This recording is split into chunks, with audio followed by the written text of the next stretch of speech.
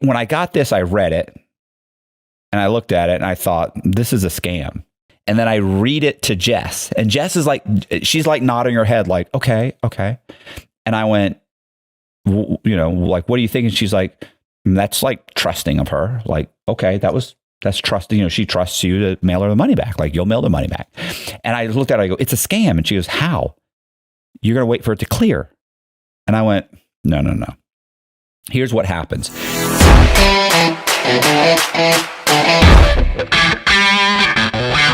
Hey, this is Matt Cox, and I'm going to be doing a video about basically getting scammed or somebody trying to scam me. So I'll get into it real quick. I have an Etsy account, right? So I sell Marilyn Monroe paintings, which are, on my set, and I sell everything. I sell, Biggie Smalls paintings. I sell all kinds of different type of pop culture, pop art style paintings. With that said, I was contacted through Etsy and then through my got an email from this woman. Her name was Amy Colbert. So this is Amy Colbert. I would like to follow up regarding the artwork. I was wondering, do you know how much it would be? Obviously, I know how much it would be, Amy. In fact, it actually tells how much it is on Etsy, but whatever. Like the total amount. And is it okay to send a check for payment? I would like to purchase this outside of Etsy since I have an uncle who is paying for it and will mail out a check ASAP for payment. The address for shipping is, and then she gives me her address. She said I'll also need she'll need the name for the who to put the check in. Okay, that's fine. Whatever. I doubt Etsy's okay with that, but whatever. We'll see. So I go back. I say, Amy, the total price, including shipping, is $305. I actually feel like I cut her a break on that. Please make sure the check is payable to Matthew Cox. My mailing address is, and I give her my mailing address, and I put, please include a note that indicates that you would like a 24 by 18 inch Marilyn Monroe painting. Thank you. Blah, blah, blah. No problem. So then like a day or two goes by, right? And this is over a week or so ago. She writes me this email. Now, you have to keep in mind that Jess and I, when I got this email, Jess and I, my wife, were sitting in Starbucks we're in line at Starbucks getting some coffee in the drive-thru. And I get this, and by the way, I was on my way to the Hillsborough County Sheriff's Department because I was giving a speech in front of like 30 or 40 what are they, that financial what do they call them? Financial crimes detectives about title fraud and fraud and my story in general. So I've done it a few times. I go there, I talk, I give them my story, I tell them, what happened, that sort of thing. So I'm sitting there waiting. We're getting coffee and we're not too far from going to talk to 40 different cops. Here's what the email says. Hi, Matt. How are you doing today? I have been busy and just heard word back from my uncle. I have just been informed the check was sent out to you and it should take a couple days to arrive. There is, however, a mix-up here. It appears the check was by mistake overpaid for $950. Please tell me this is fine with you. He accidentally sent it for more money, which I believe to be a lot of hassle for either of us. But I think, I don't think this person speaks very good English, but I think we can figure it out. I understand the additional amount on the check would have been made out separately to my cousin. So he accidentally included the cousin's amount with my amount. Apparently her uncle sends out money for this girl. For the other purchases that we need. I hope you can understand and will be able to refund back the balance when the check clears. I'm guessing I just have to email the address to refund the amount overpaid once the check clears. I'm not quite understanding what she means by that, but whatever. Please let me know how you would like to handle things. Thank you so much, Amy Colbert. So when I got this, I read it and I looked at it and I thought, this is a scam.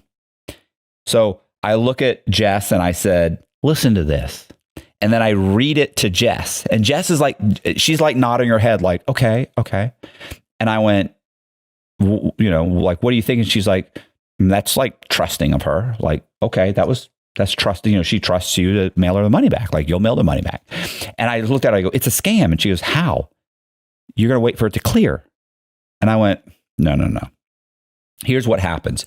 Because I have and honestly, I'm probably telling everybody here, probably already knows this, but because I have an established account, people think like, oh, you deposit a check into your account, and when the check clears, the other bank, when they send the money, that's when they put it in your bank. But that's not really what happens. What really happens is you deposit the money in your bank, and they make like $400 available right away. They just do that because it's policy. So they make a percentage of it up to whatever, $400 or so available right away. And then it takes another day or so for the rest of it to clear. But technically, the bank doesn't have those funds from the other bank. They've submitted for the funds, but they don't really know if that check is good. They do know that the routing number is correct, perhaps. They know that maybe it looks like a check, but they don't know if the money's good or not.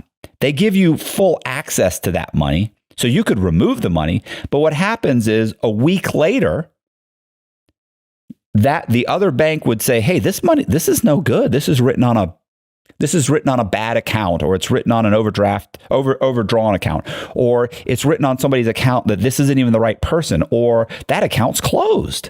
That's been closed for 10 years. Who knows? The point is that, so then a week later, you've pulled the money out. I've sent Amy $650 and a painting. And I think I made my $300. And what really happened is the bank comes to me and says, hey, we got that $950 check you gave us. It was bad. And they take $950 out of my account and maybe even overdraw the account.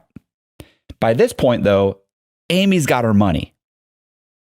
Now, this scam, when it first started happening, I think about 10 years ago or so, people were doing it for big money, thousands of dollars, right?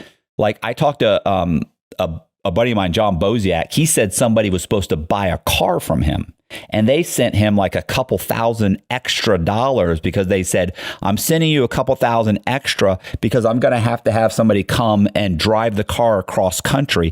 Can you just pay that? You just need to pay that guy the money. You could just send it to him. Well, of course, he knew it was bogus, or it was a fraud scheme right away because he's a fraudster. So, and I looked at this and I thought, yeah, okay, something's not right. But what I did was I basically sent her an email back and said, hey, Amy, no problem. So at this point, because at one point I gave her my personal phone number, Amy switched to texting me because I guess it's quicker for her. By the way, I don't think Amy's a real person. I think Amy is a Nigerian that is in some phone bank somewhere, or maybe it's an Indian in a phone bank somewhere running a scam. Maybe these are people in the U.S. I would think that these are people probably in the U.S. because or maybe they have what are they?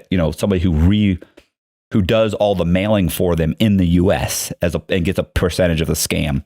Regardless, Amy ended up switching to my text. So she starts texting me. And let me tell you something. We're going to put the text up right now on the thing. I started texting with Amy. Amy's like, hey, this is Amy Colbert. Regarding the 24 by 18 Marilyn Monroe artwork, please let me know if this gets to you. Then I'm like, yes, it's me. I'm still waiting for your payment. She put, hi, Matt. I sent you an email yesterday regarding blah, blah, blah, blah. I put, yes, I received it. I'll check the mail. And she said, I already mailed your check. And I said, I'll check the mail, today. Then she put, I'm sorry. I was just making sure you got it. Like, very communicative. So then I go back. I said, once I get the cashier's check, I'll deposit it. Now, I keep in mind, by this point, I know the cashier's check is not good. So then I go back and I'm just trying to waste her time at this point. And this starts off back on Wednesday. This is Wednesday. This is over a week ago. And it started a weekend, it started a week and a couple days before that when she first contacted me. She said, okay, thank you. Please tell me that you received it. I am starting to worry about it now. You just have to deposit the funds. Should be available the next day. And we can get everything ready to ship. Then let me know what you plan on doing. I put, I received the cashier's check. What did you want me to do again? Where do you want the extra money sent? So I tell her I got the cashier's check. And I did get the cashier's check. Look, Amy sent me the check. You know what? Let's go ahead and tear that off because I've been playing with it so much. So she sent me a cashier's check. Really sweet of her. So I said, where'd you want that again? And she's like, good morning, Matt. Glad the check arrived. So did you deposit the funds now? Just have to deposit it so it clears the bank. Do you happen to have Zelle for refunding the amount extra? Let me know and I'm sure we'll figure it out. If you have a money app to send the extra money, that way we don't have to pay extra for mailing since it's going to have to be sent separately. So, and then I didn't answer. This was Sunday at 8 a.m. I didn't answer. Sunday by 11, she says, hello? Then it's, hello, are you there? Literally whatever, a few hours later. Hello, Matt? Are you ignoring me? She says, are you ignoring me? I mean, you're gutsy. This chick, and I put, no, it's Sunday and I'm with my wife. I'm going to deposit your cashier's check tomorrow. So, it's Sunday. So I was like, I'm holding her off, just messing with her. So I just got back. Then the next day, I said, I just got back from the bank. They made $400 available immediately, and they said the rest will be available tomorrow. How do you want me to send you the excess money again? So keep in mind, I went to the bank. I did go to the bank. I had to go to the bank because I had to get, pay my rent. So I did go to the bank, and I remember I walked in. I said, I got my rent check or my cashier's. I actually get a cashier's check for my rent. So I actually got it, and I said, hey, and the woman was like, after I got it, she said, everything, do you need anything else? And I said, I actually do. And I pulled out the cashier's check, and I said, let me tell you what just happened. And I explained the situation. And listen, before I can even finish, she goes, oh, this is fraud. This is a fraud check. Yeah, this is fraud. I was like, okay, just making sure. And she said, I suggest you call the police. And I said, oh, no, I'm not going to. I said, well, maybe I'll look into it. But then I thought, hey, I just talked with all these police and they do financial crimes. So I actually called the guy and I said, hey, listen to what just happened to me. And as I'm talking about it, before I can even finish, he goes, yeah, it's fraud. It's a fraud check. I said, I know it's fraud check. I said, but is there any way to track these guys down? I could make a whole episode about it. And he starts laughing. He said, honestly, you fill out a police report and that's if they even take one. He's like, they're not going to be able to do anything. They're never going to track these people down. They're multiple states. They got accounts in other people's names. It's probably not going to happen. I was like, oh, okay, that's fine. So I end up leaving. Either way, the cashier's check is fraudulent. But we keep messing. I have to obviously keep messing with my girl here. So she comes back when I say, hey, how do you want the money sent? She comes back and says this. Perfect. Do you happen to have Zelle, Quick Pay with Zelle, to send the amount electronically? That way we don't have to pay an extra fee for sending it since it's going to be sent separately. Most banks and credit unions have partnered with Zelle and can be sent through a bank app, mobile banking. Let me know if your bank has that option for sending money. I mean, like she's got this down. Like, she's really very informative. Please let me know if you have Zelle, Cash App to send it. I get like she's obviously excited at this point because these came in right away. Boom, boom, boom. Like a couple minutes. Like if I don't start answering it right away. So I imagine there's a couple of guys in a room doing probably 10 or 20 of these at all times they're running, and periodically somebody pays them, and they've got to be like, oh my God, we got somebody on the, we got some. Keep in mind, I was just supposed to reimburse the money. I was supposed to mail the money back. Now it's, do you have Cash App? Okay, just making sure you got that. Please let me know if you have either Money app to send the money. Like it was just hammering me. And I put, I have Cash App. And she says, that should work. I'll go ahead and email the Cash App info to you. Which she does. Are you able to send the money now? That way we can get everything else to arrive on time for the party. Suddenly there's a party. So she's giving me a sense of urgency. Like, we need this for the party. And I put, what party are you talking about? Yes, the upcoming family function. I'm sorry, I emailed about it letting you know the rest of the money would be spent on the other purchases that we need. I hope you can understand. I don't remember a party, but whatever. Then she put this. Do you want me to text the Cash App handle here? If you will be able to get that sent for us. And I put, yes, please. Okay, thanks. You just have to move the amount from your bank to your Cash App balance prior to sending it. The Cash App handle to send money is @$IVKatie. Again, please be sure that you add the amount to your Cash App balance prior to sending. I will just need the snapshot of the Cash App receipt showing the amount sent as soon as you do this. Thank you again for everything. That's what I should have done. I should have faked a Cash App receipt to send it. Right? Okay. Then it was like, did you get the info, Matt? So like hours go by. I don't respond. Did you get the info, Matt? And I put, yes, headed to dinner with my wife. Well, so sorry to be a bug. Do you know what time you will be getting that sent for us? I'm sure you understand since we have to get the rest of the items here ASAP to arrive for the party. The party. I wanted to ask again if you kindly get that sent for us, please. And then hours go by and she goes, hello. And I put, what's the address you want the painting mailed to? I need to print the UPS label. She sends me, once again, she goes, sure thing, sends me another address, or the same address she sent before. Are you there? And then she says, are you there? And I don't answer. Hello, Matt. I hate to have to say this, but this is taking too long. I need to know what you plan on doing. The pushy scammer. I'm super worried now. It's going to be cutting too close to get the items here that we need. I certainly hope you understand. Please get back to me. I need to know if you have been able to transfer to that Cash App so we can get the rest of the items. So then she says, you need to get back to me again. And I put, I promise. So I waited a few hours and I came back. I put, I promise I will have the painting in the mail tomorrow. I'm going to have to overnight it to you. And she was like, then she comes back and she says, this is kind of fun. That would be great. Thank you. So, have you been able to send the money through Cash App? I need you to get that done for us now, please. I'm starting to feel at this point like she doesn't really want my painting, which hurts me. That bothers me. You know, I thought we had a bond and she was truly an art lover, but she's not. Matt, then she put Matt, I need you to say something. This is starting to look awful. Hopefully, you're not going to be making this any further complicated than it already is. I need answers.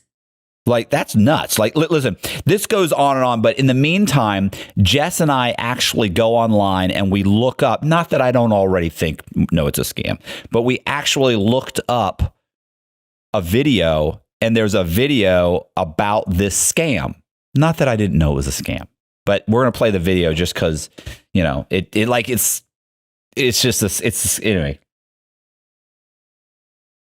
It's a scam. So it's interesting. I'm sure everybody. Getting a check in the mail for something you didn't do. Sounds great, but it's not a good thing. As Scam Week continues, tonight, investigator Joe Ducey lets you know why so many people fall for this one and how to know if that check is really good.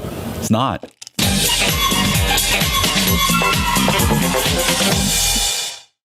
She would work from home. I was supposed to be making $2,100 a month. He would test customer service. How I was treated by the cashier or anyone else that represented Walmart. Both put resumes on job sites, got hits and payment right away. It was like $17,000, I think, $760. $2,900. That came with the original mail. That's correct. God, U.S. She sold cosmetics online and found a buyer sending more than asking price. $1,650, and she only owed me $414. They each got checks from legitimate banks for large amounts, like these, the ones that people send me every day asking, can I deposit them? Are they real? Yes and no. Banks allow the deposit, but the checks are fake. And you don't find that out until after the scammer has instructed you to take out some of the money and send it back to them. Your money's gone. So how do you check a check? We found this Federal Reserve website and looked up this check Dottie sent me. I found the business is real, but when I put in the check routing number and the bank listed, they didn't match. Or you could just live by this rule. You don't get money for nothing. Deposit one of these upfront checks and you lose every time. The next day, I said, hey, I'll ship the painting the next day, tomorrow. So around 9:20, I think, I get a text that says, from Amy, that says, oh God, look, good morning, Matt. Are you able to purchase the UPS money order? Because what I said was, like, the night before, like, I ended up saying, look, I'm going to just get you a money order and mail it to you. I'm not going to Cash App you. I'll just get you the money order. She comes back and says, I said, I'll overnight it. Then she comes back and says, okay, I'll give you an address or something like that. I forget. She ends up saying, are you, here, this is. Are you able to purchase a USPS money order from your local post office and send it via overnight shipping express with the fees cutting into the balance? Let me know if that works for you for sending the remaining balance and I will email the name and the address to send it. And then she put, you just have to walk in the post office. Like, starts telling me instructions on how to go in the post office and what to ask for and all these things. Hello, are you there? And then I put, I just got off the phone with my girlfriend. She dropped off the painting and the cashier's check this morning. Sure thing. Address. I put the address. I addressed it to, and I gave her address, and I put, she mailed it to the address you gave me. Then she comes back and says, "This is funny. You've got to be shitting me right now. I never gave you an address for the money." And I put, the money order is blank. You can just fill it out when you get it. And then she put, this is.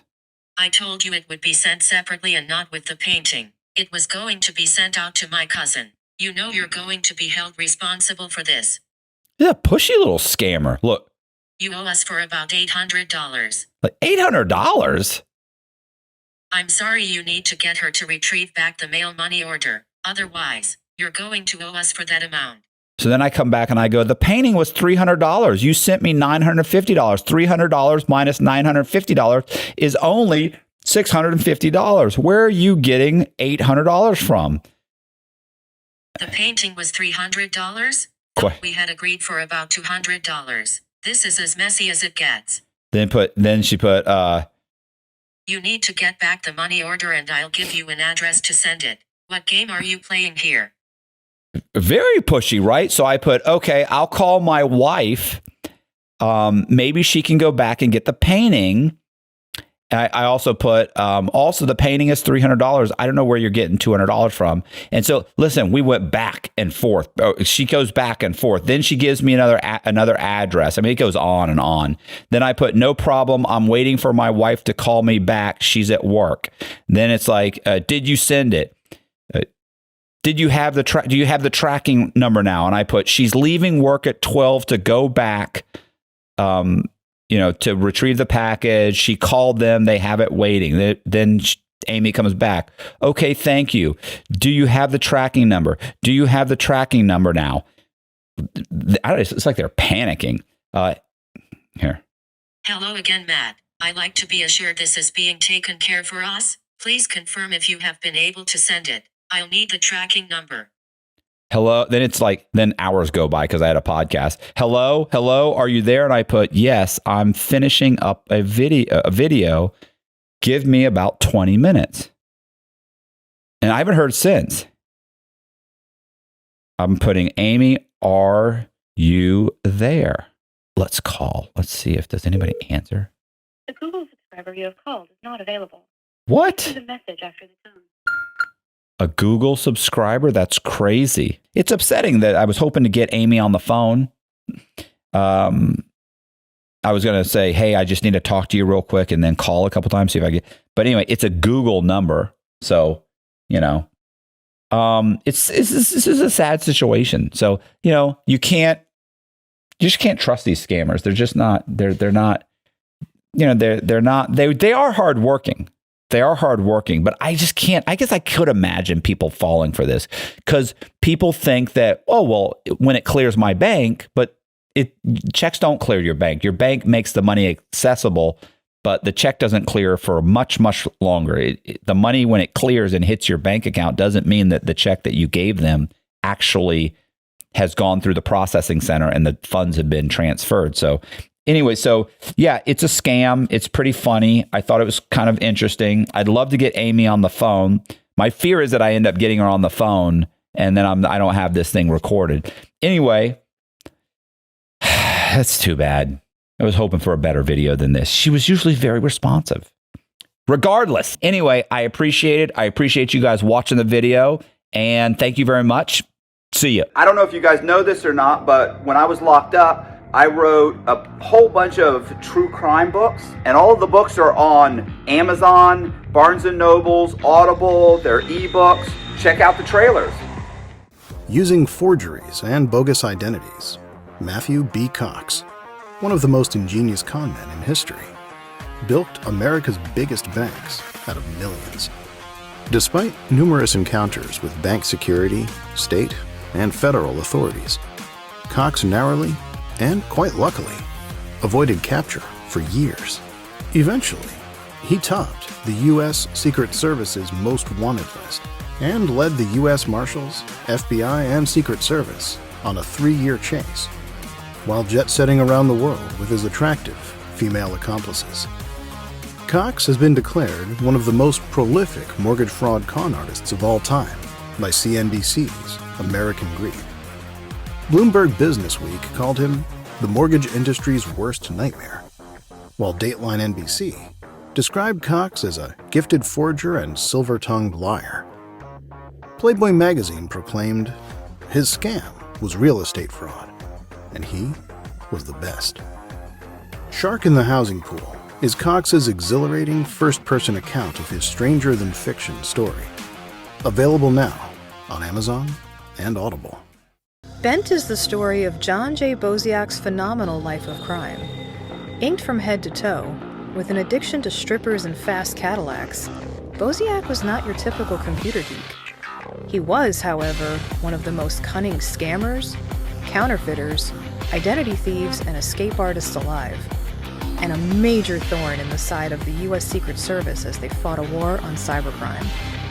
With a savant-like ability to circumvent banking security and stay one step ahead of law enforcement, Boziak made millions of dollars in the international cyber underworld, with the help of the Chinese and the Russians.